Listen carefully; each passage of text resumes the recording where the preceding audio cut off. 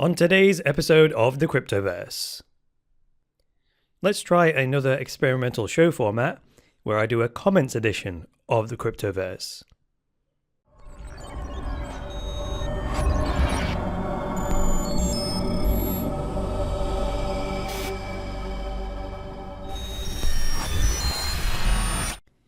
Dash is the privacy-focused digital currency that offers transactions with instant confirmations.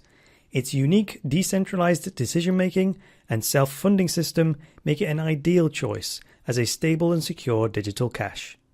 Click the link in the video description to learn more. Hi there guys, and welcome to the latest episode of the Cryptoverse, your regular dose of news and commentary on Bitcoin, cryptocurrencies and blockchains. I am your host, Chris Coney. Today is Friday the 30th of December 2016, and I'm thinking about making Friday the comments edition of the Cryptoverse because I'm starting to get a hell of a lot of comments now, and it's becoming impossible for me to deal with them by typing responses. So I figured, why not address them en masse in one of the shows, and that'll allow me to deal with more of them than I am right now.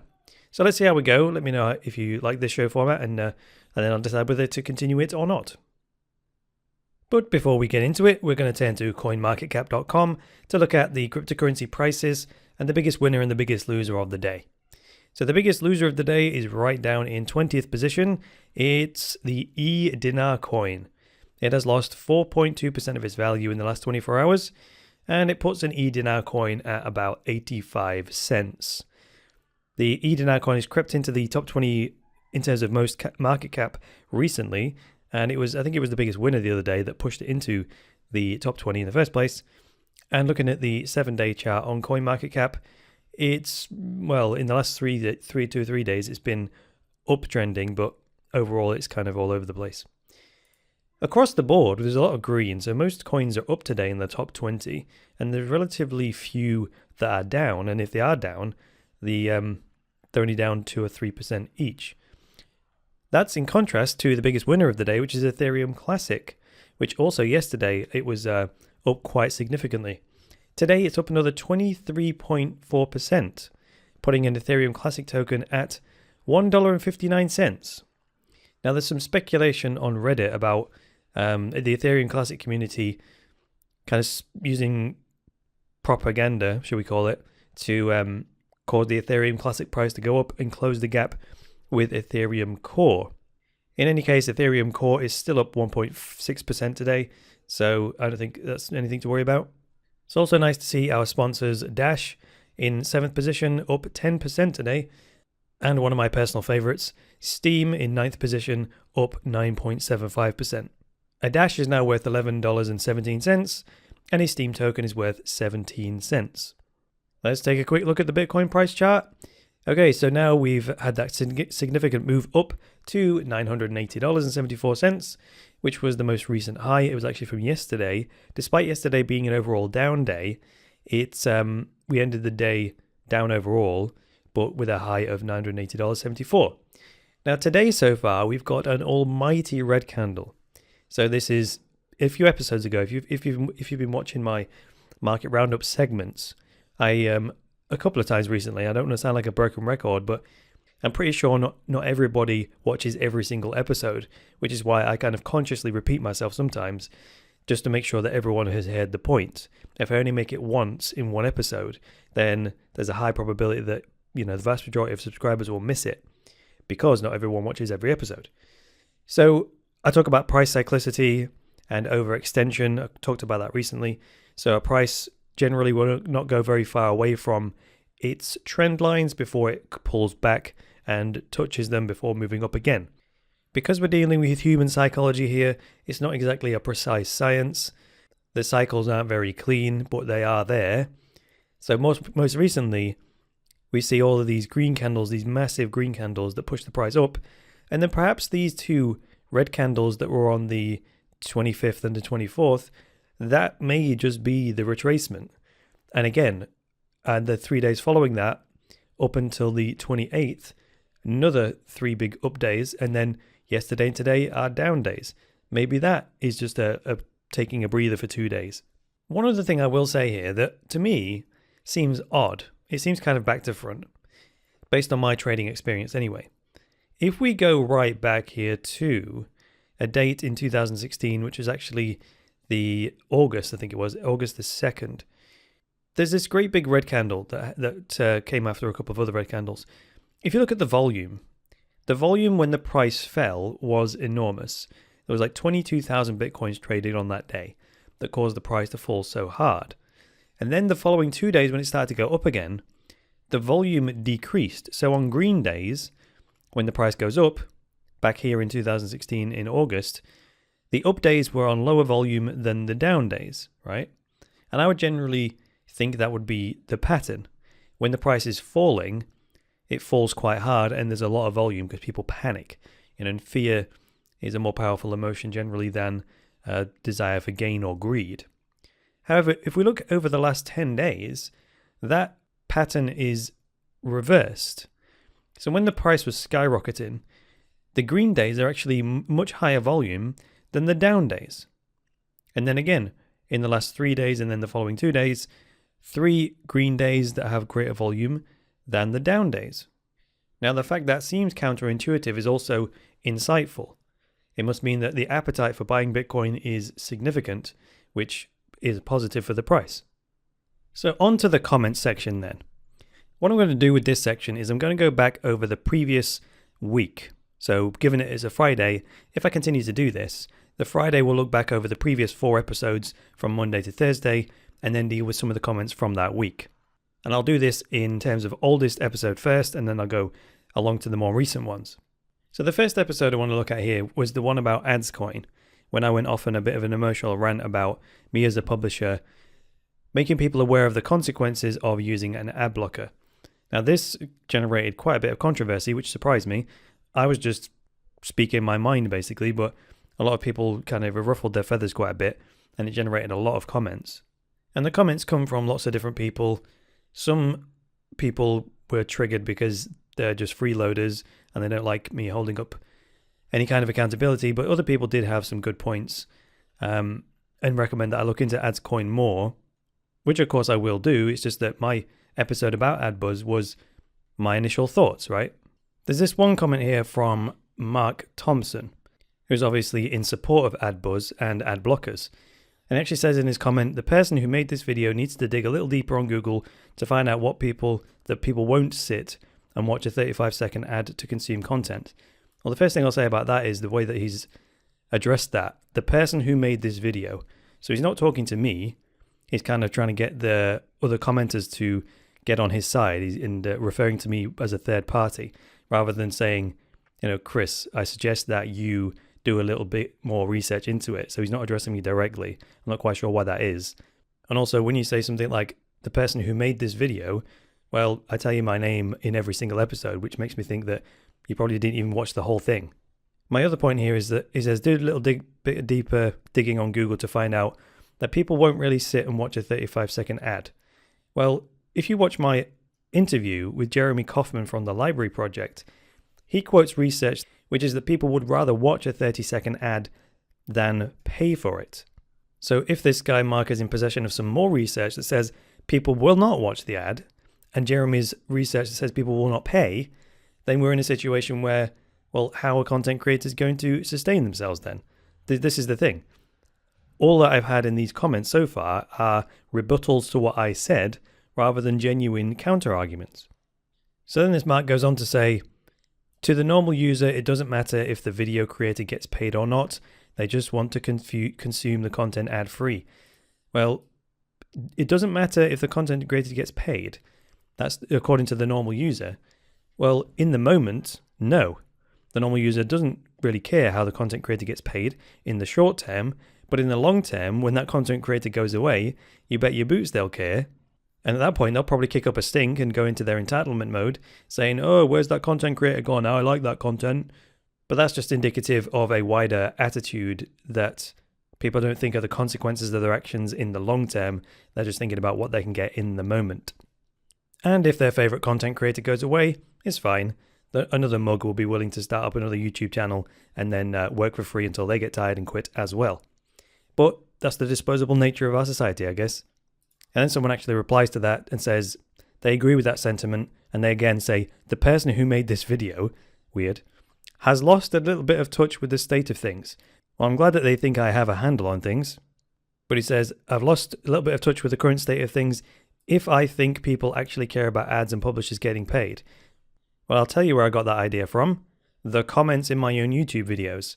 And if you guys bother to read the rest of the comments, a whole load of positive comments came as the result of this episode from people saying, oh my god, I didn't realize, Chris, that by skipping the ads, I was causing you not to get paid. In future, I am more than willing to sit through a 30-second ad if it means that your great content continues to be created. So when these guys are saying I'm out of touch, what I'm not out of touch with is my audience. That's why I enable comments on every single episode of the Cryptoverse and why I read all the comments. That is me being in touch with the audience. So this guy goes on to say, him or her, if this is what he's betting on, he just does not understand consumers who adopt ad blockers in this day and age, which is growing at the hundreds of millions of people a year, blah, blah, blah. And the ad buzz system clearly does. Well, again, if you watch the entire episode, and I talk about I hate double standards and I hate hypocrisy, so if I'm going to criticize the ad buzz solution to the problem without providing a solution, then I'm just no better than anyone else. However, at the end of the episode, I say, well, I believe there's a superior alternative to solving the problem. I do not deny the problem. I do not deny that there is a trend away from ad-supported content, right? I don't deny that at all. Of course, it's plain as day. But what I'm saying in this episode is that the ad buzz system, I don't think is a great solution. I much prefer Brave's approach. And specifically, I'm talking about the Brave feature that has yet to be developed, which is the idea of paying people kind of compensation, if you like, when an ad appears.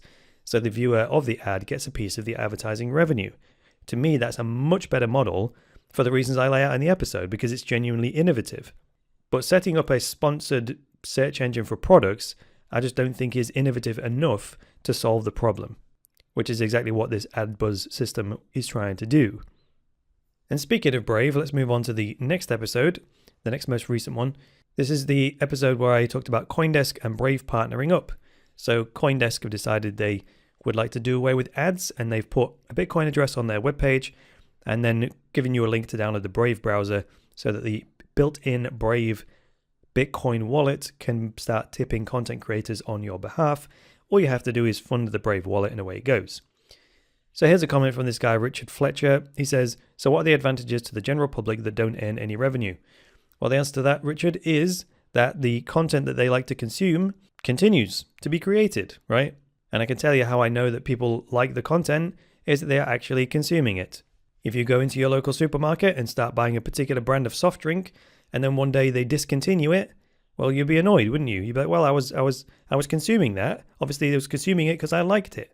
But by the same token, if that product line ceases to be profitable for the retailer or for the manufacturer, they will stop manufacturing it. And how that applies to content creators is that we are manufacturing content.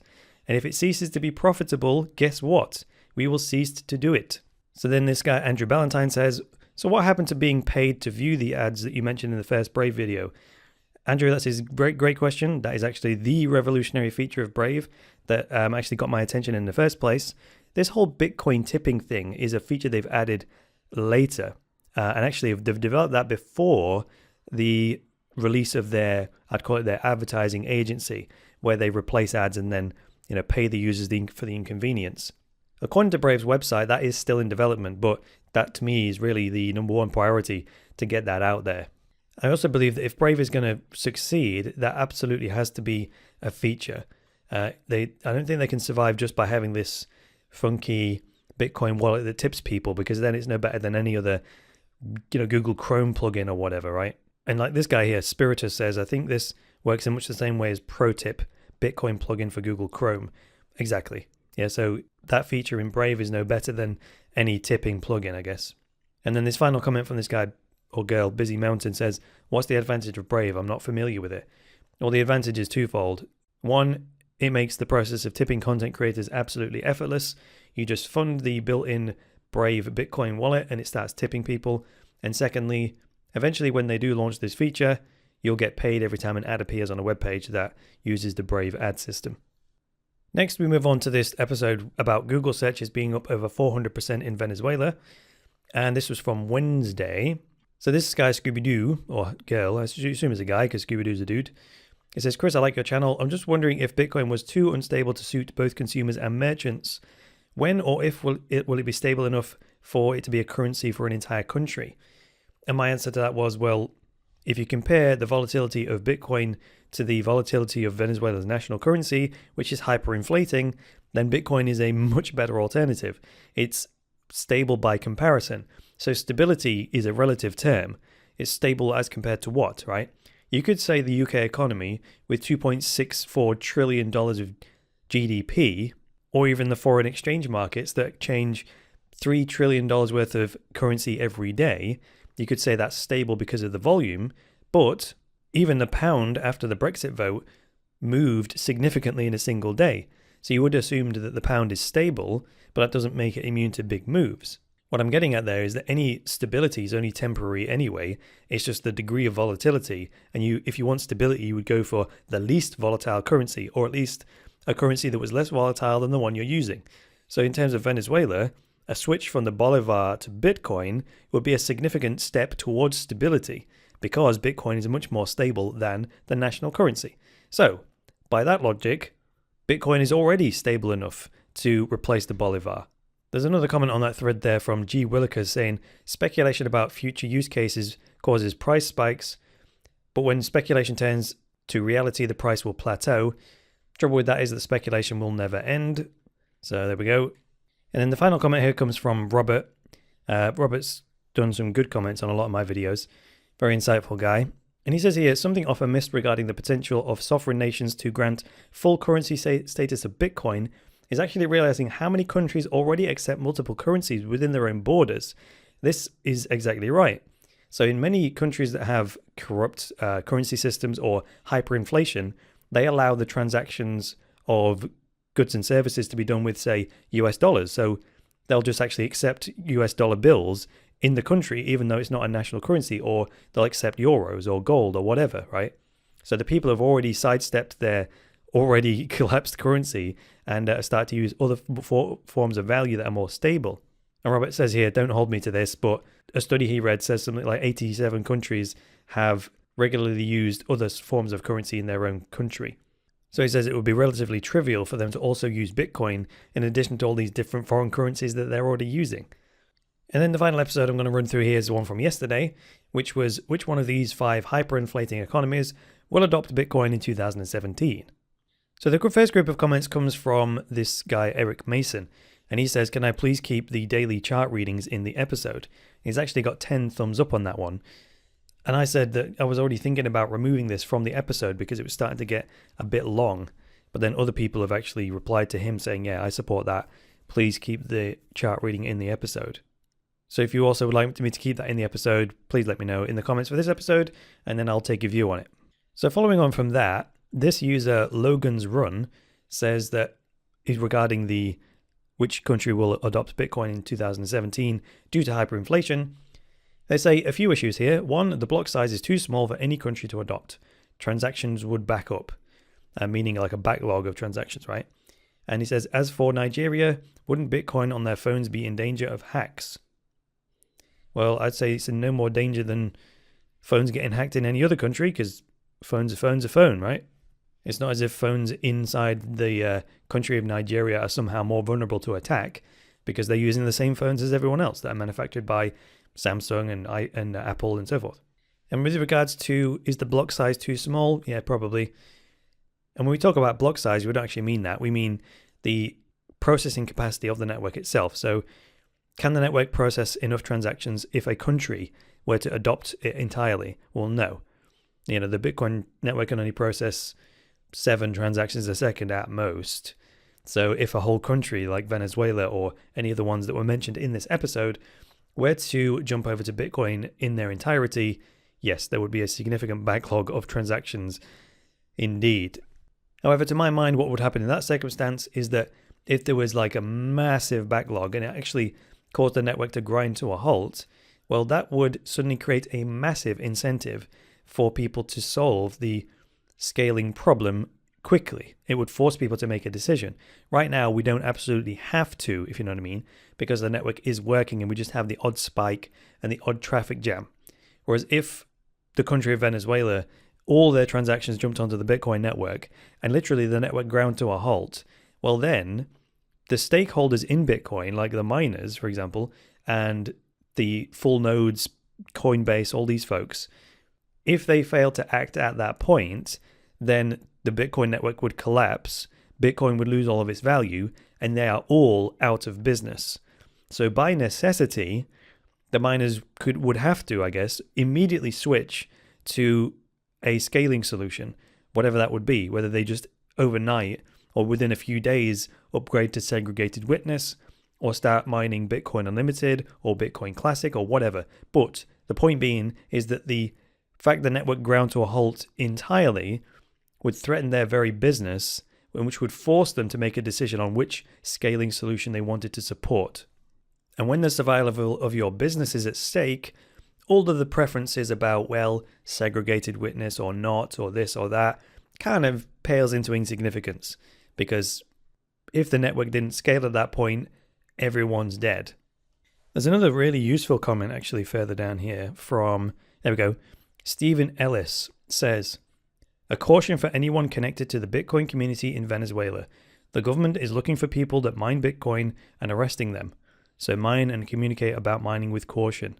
Yes, I did kind of make a point about the benefits of this free electricity that's available in Venezuela, provided by the government, and you can use that to mine Bitcoin, right? But then I already know that a couple of people have been arrested and jailed for dealing in Bitcoin in Venezuela. So this guy probably has a point, this Stephen Ellis, when he says, yeah, be careful if you are mining Bitcoin because you might get caught and you might get arrested for it. In fact, Andreas Antonopoulos said in a recent talk of his that the Venezuelans are actually having to smuggle Bitcoin mining equipment into the country, mining the Bitcoin and having to spend it in neighboring countries on places like Amazon Pantry, and then having the food shipped into the country so that technically all the Bitcoin activity happens outside the country, even though the mining equipment is physically located in Venezuela. In fact, as soon as I said that, I hadn't actually seen this comment yet. This user that calls himself Vanguardia MLM says, people smuggle Antminer S7s into Venezuela to mine Bitcoin with free electricity. Then they use the Bitcoin to buy food using Amazon Prime Pantry. They get it delivered to countries like Cambodia. There you go. Only to have to smuggle it into the country. And it's not so much drug lords, they're more like food lords. And they also point out that they got that information from Andreas Antonopoulos as well. And then just one final comment from Mr. H868 says, "Hi Chris, it's pronounced Suriname." So if you watched yesterday's episode, there was one of the countries that was in the hyperinflating list of 5, and I think I pronounced it Suriname because that's how it's spelt, but this gentleman has kindly corrected me with its pronunciation. It's actually Suriname, so I appreciate that. So thanks for joining me today, guys. If you liked this episode, hit the like button. If you disliked it, hit the dislike button. Please leave me a comment below with some feedback and get subscribed. And please support the Cryptoverse by going to cryptoversity.com/podcast and becoming a patron. From as little as $10 a month, you can secure Cryptoversity's future, get unlimited access to all Cryptoversity courses, as well as access a private patrons-only chat group where you get direct access to me. That's all for today, guys. I will be back on Monday with another episode of the Cryptoverse. You have yourself a good new year, and until then, it's me, Chris Coney, saying bye for now.